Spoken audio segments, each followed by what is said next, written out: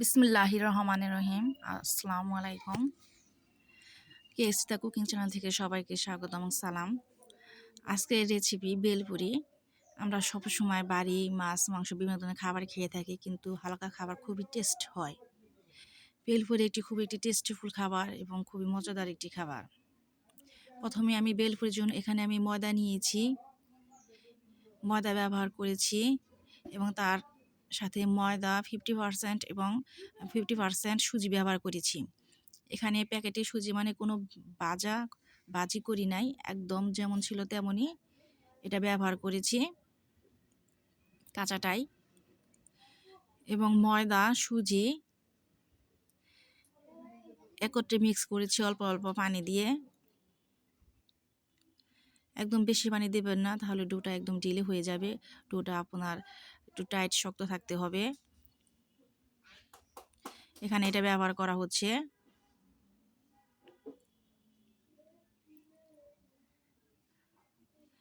কেসিতা cooking channel অবশ্যই ভিডিওগুলো দেখবেন এবং সাবস্ক্রাইব করবেন আগামী সুন্দর সুন্দর ভিডিওগুলি দেখার জন্য।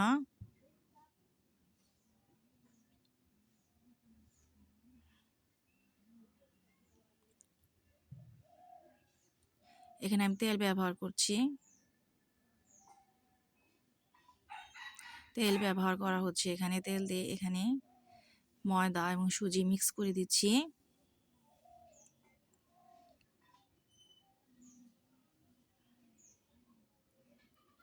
সুন্দর করে এমনি মিশিয়ে নেবেন ময়দা এবং সুজি, খুব সুন্দর করে মিশিয়ে নেবেন।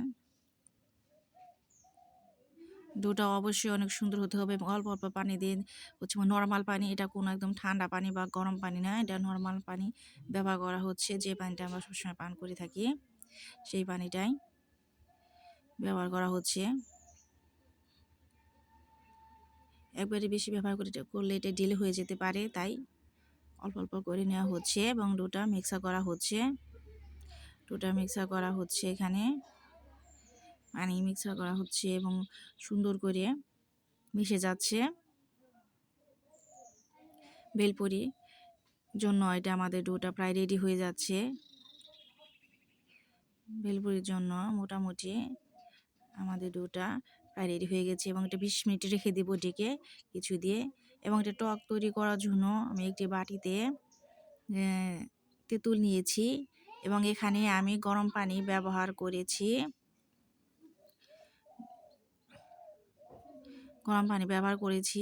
এবং সেখানে দিয়ে দিচ্ছি আমি শুকনো মরিচ ভেজে এবং হাত দিয়ে এটা গুঁড়ো করে নিয়েছি।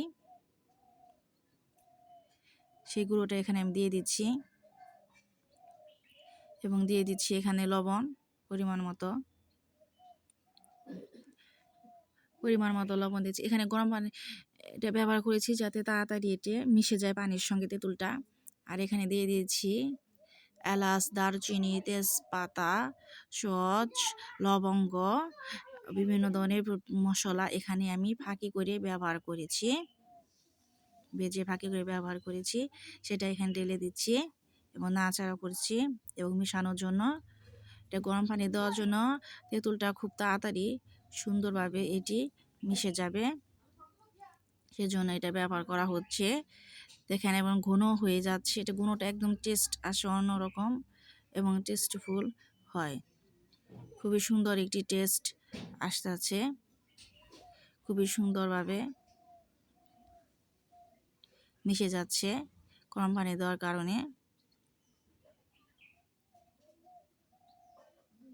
আমরা এটা ঘন করেছি টকটা এবং এখানে আমি লেবু রস দিয়ে দিচ্ছি। লেবু রসটা ব্যবহার করছি এখানে। লেবু রসটা চিপিয়ে সুন্দর করে রসটা ব্যবহার করা হচ্ছে এখানে। এখানে এটি স্যান্ড গ্রান আসার জন্য লেবু রস ব্যবহার করেছি। এরপরে এটা দিয়ে দিচ্ছি চিনিটা দিলে আরও সুন্দর একটি টেস্ট আসবে। এবং চিনি, লেবুর রস, তেঁতুল, শুকনো মরিচের গুঁড়ো এবং ফাঁকি মশলাগুলো মিক্স করে নিচ্ছি। দেখেন কি সুন্দর একটি কালার এবং একটি গ্রান এসেছে, একদম খুবই একটি ঘনত্ব একটি হয়েছে। টক দইটা মানে সরি এখানে টকটা এটি অনেক দেখতেও যেমন সুন্দর, এটি খেতেও অনেক টেস্ট লাগবে। বাজারে সাধারণত যে টকটা বেলপুরির সঙ্গে ব্যবহার করা হয় সেটি পাতলা হয়ে থাকে, কিন্তু আমাদের এটা ঘন হয়েছে অনেক টেস্ট। এবং এটা যেটা 20 মিনিট রেখে দিয়েছিলাম ডোটা, সেটা আমাদের তৈরি হয়ে গেছে এবং সেই ডোটা ছোট ছোট করে নিচ্ছি। ছোট ছোট করে নিয়ে এটি ব্যবহার করেছি বেলপুরির জন্য।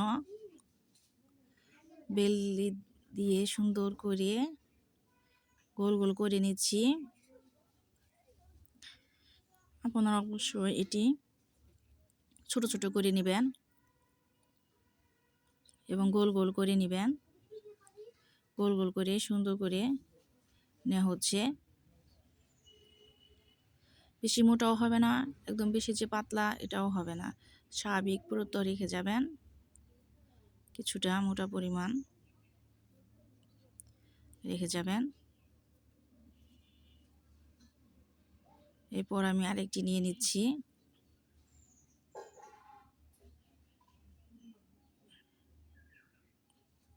আর একটু ছোটো করে নিয়ে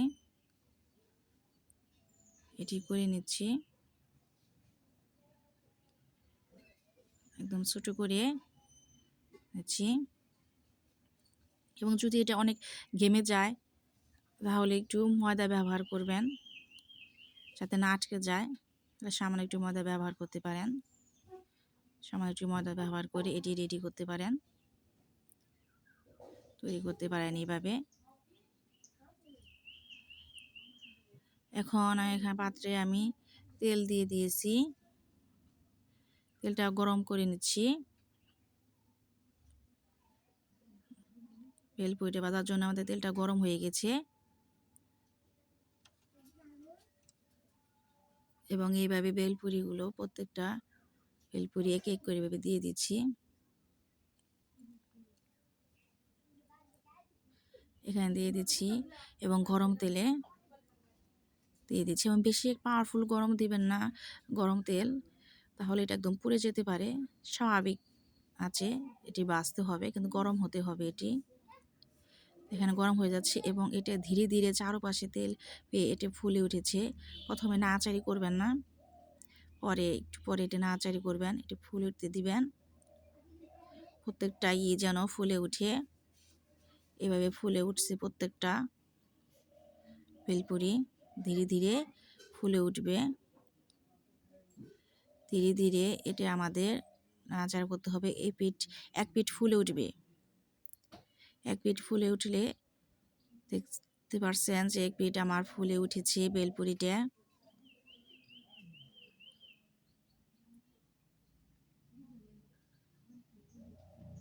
একটু নাড়াচাড়া করে দিয়েছি, বেলপুরিটা ফুলে উঠেছে।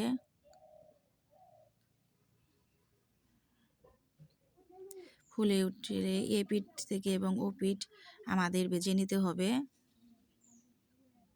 সুন্দর করে ভেজে নিতে হবে। দেখতে পাচ্ছেন কি সুন্দর চারোটা বেলপুরি ফুলে উঠেছে।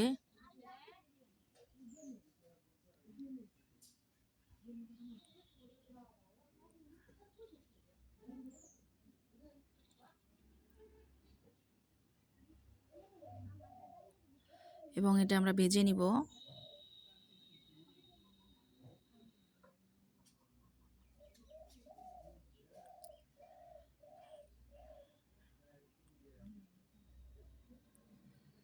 এটা ভেজে নিচ্ছি, এটা সময় লাগবে বেশ ভাজতে, ধীরে ধীরে এটা ভাজতে হবে, ধীরে ধীরে এটা ভেজে নিতে হবে।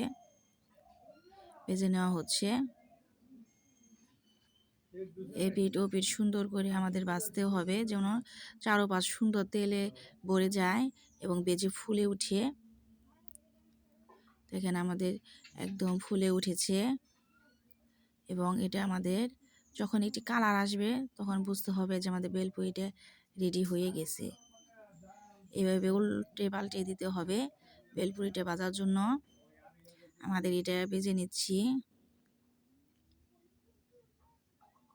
ভেজে নিচ্ছি এটা।